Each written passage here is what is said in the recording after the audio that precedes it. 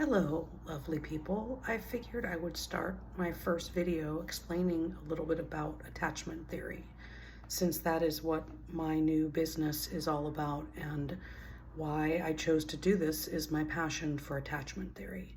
So originally, attachment theory was developed in the 1960s. It was studied with mothers and babies and looking at how the babies responded when the mother was in the room, when the mother left the room, and when the mother came back in the room. And what they found out from these studies were that there were three main ways babies responded. One, which is what is now called secure attachment, was when a baby was able to venture away from the mom, look back, check in, and continue what they were doing. That baby also, when mom left the room, was a little bit upset, but was able to settle. And then when mom came back in the room, baby was excited. So then you had the next child, which is called the anxiously attached. And that baby, when mom put them down, did not want to be let go. The baby just held on so tight.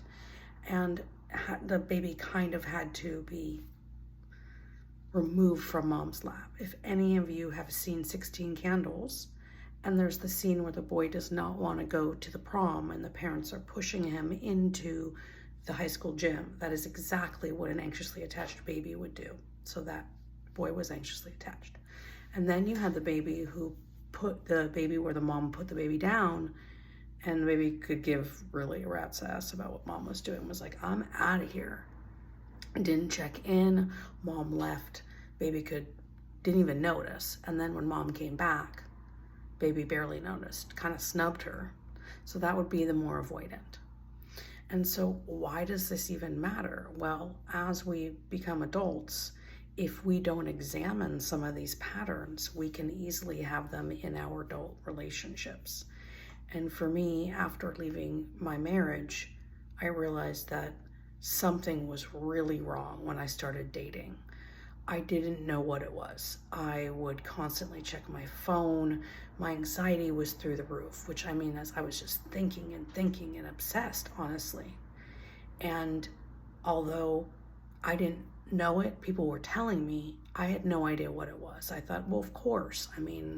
I dealt with rejection in my marriage. I didn't feel good enough. That makes sense.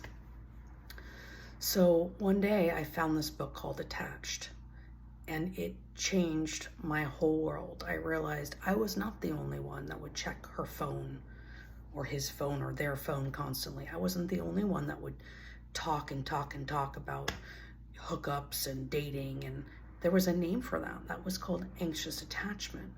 And so there went my own journey of learning about it. And as I learned about attachment and the other styles, I learned about how to read when I am feeling anxiously attached and when I'm feeling secure. Now, this took many years and lots of work, yet I came out of it knowing I wanted to use this knowledge to help others. So please subscribe to my channel if you want to learn more about attachment styles.